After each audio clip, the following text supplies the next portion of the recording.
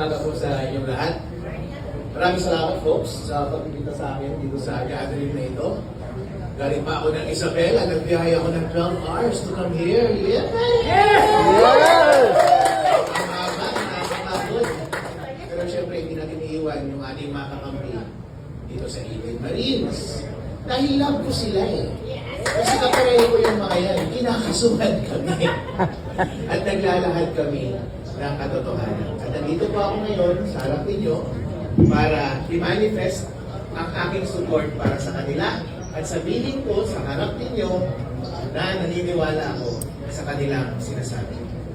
Ako po si Attorney Harold Respicio. Isa po akong Vice Mayor sa probinsya ng Isabela sa bayan ng Reyna Mercedes. Isa po akong Ilocano at isa po akong elective official.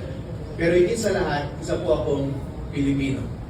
Hindi po totoo yung sinasabi nila na lahat na sa ating gobyerno ay tumatahimik na lamang at hindi lumalaban. Totoo po, na ang impluwensya po ng administrasyon na ito ay pervasive at halos lahat ng tao sa ating gobyerno ay kinurap nila. Pati sa aming bayan, kinurap nila. Sila po ay napakalaking scam. Bago po pumasok sa gobyerno, first time ko po maging public servant, maging public official this time. Ngayong 2025, before that, nasa private practice ako at nasa private industries lang ako. Pero pagpasok ko dito sa gobyerno, nakita ko po ang laking scam. Bilang abogado, nakita ko yung mga pinakamalaking scam. Pero ang pinakamalaking scam sa buong Pilipinas ay ang ating gobyerno. At lahat sila ay sama-sama. At iisa ang ulo. At ang biktima ay ang buong taong bayan. Tayo ang nagbabayad ng buwis. Ibibigay natin ang lahat ng pera sa kanila para lamang sila ay maghati-hati at magpakasarap. At ma-ensure nila na habang buhay na sila ay nasa kapangyarihan. Yan po ay totoo. Inuuna nila yan sa panahon ng eleksyon. Nag-participate pa ako sa eleksyon at yung expertise ko sa pag-audit ng information technology at pag-aabogado ay na-play ko doon, nakita ko. Doon unang binibili ang ating kalayaan. At ngayon pinapatotohanan ng mga 18 Marines. Si Saldico, inutusan sila na magbayad kay Chairman George Garcia ng 4 na maleta ng milyong-milyong salapi.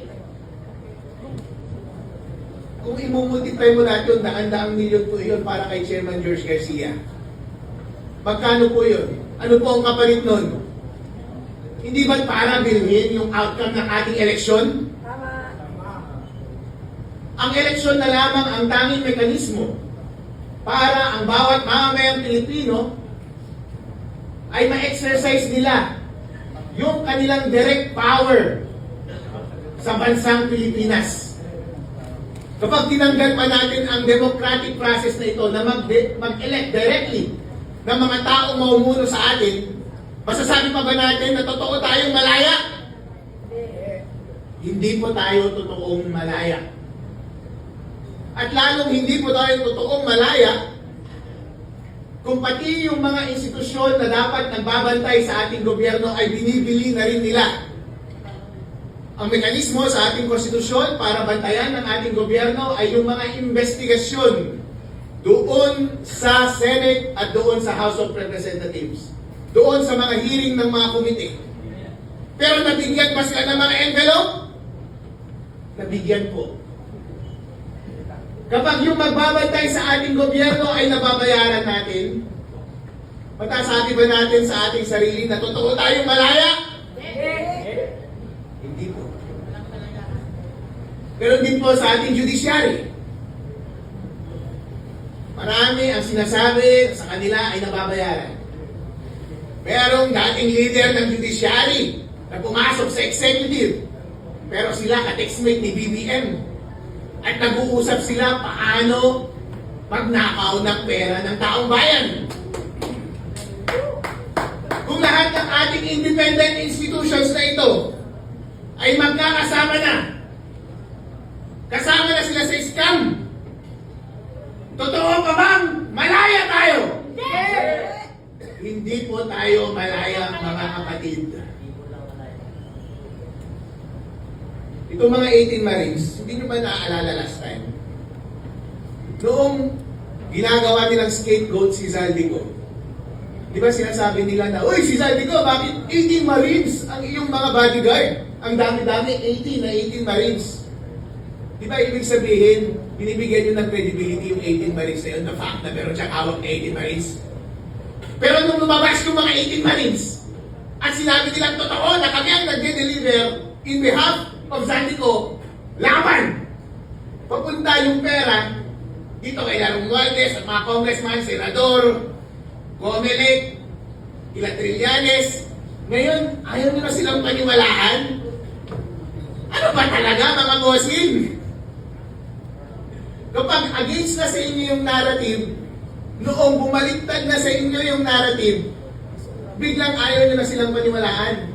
Pero nung ibinubuhos ninyo yung scapegoat kay Zaldico, grabe! Binibigyan nyo ng credibility na puro Marines yung bodyguard niya. Pero ngayon nagsalita na sila, automatic ayaw nyo na silang paniwalaan. Kasi kayo yung tinuturo na tumanggap. Mga ipokrito talaga itong mga tao na ito. Grabe yung pagka-ipokrito.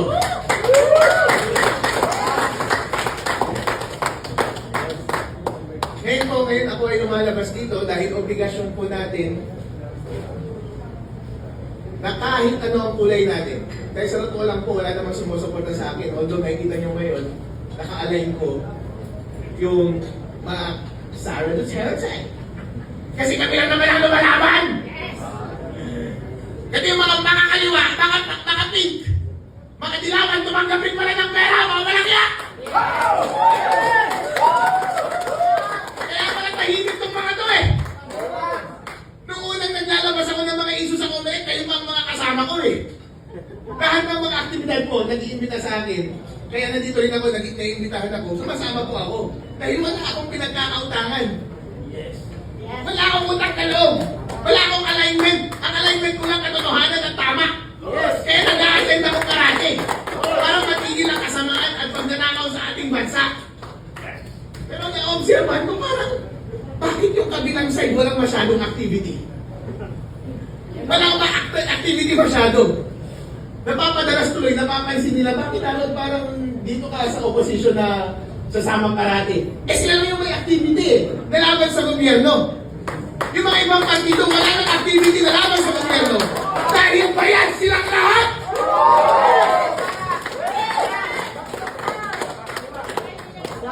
May maleta din sila. Ngayon po, may pagkakataon po tayo na ipagpatuloy ang laban. Kapag tayo po ay tahimik, deserve natin na mag-govern tayo ng kasamaan, hindi ba? Yes. At ganoon din actually kapag refuse natin na mamuno, deserve natin na mag-govern tayo ng mga mas bobo, ng mga kurap, at magnanakaw sa ating bansa. Kaya mahalaga na tayo ay magsalita, na mag-participate at i-take up natin yung responsibility na pamunuan ng tama ang ating bansa. Kaya tama yung ginawa ni Sara eh. Nung mag-announce siya as president.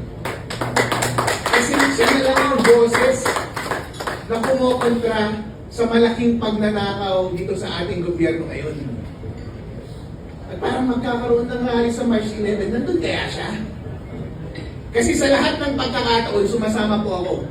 Basta lumalaban tayo sa katiwalaan, basta may pagkakataon na may siwalat natin ang katotohanan at marali natin ang taong bayan para lumaban sa pang-aapi ng gobyerno at sa kanilang pang-aabuso at paglaban para sa ating ultimate na kalayaan, ako ay magpaparticipate. Kaya next week, parang may pinaplanong rally, baka nandun ulit ako. Alright? Hindi ako mag-a-accept. Kasi yung mga nag-a-accept, baka yun yung mga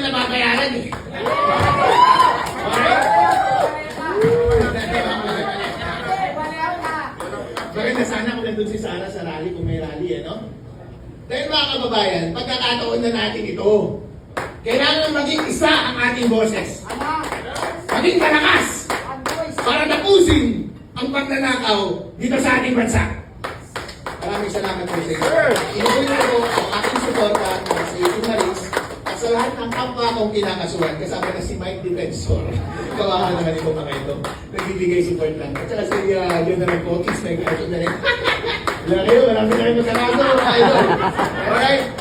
Pero tayo mong tao, sama-sama po tayo na lumaban laban sa kasamaan sa ating bansa at makakamit din natin ang kalayaan. Huwag lang tayo. Maraming salamat. Ay, huwag na manggap ng malena! Please!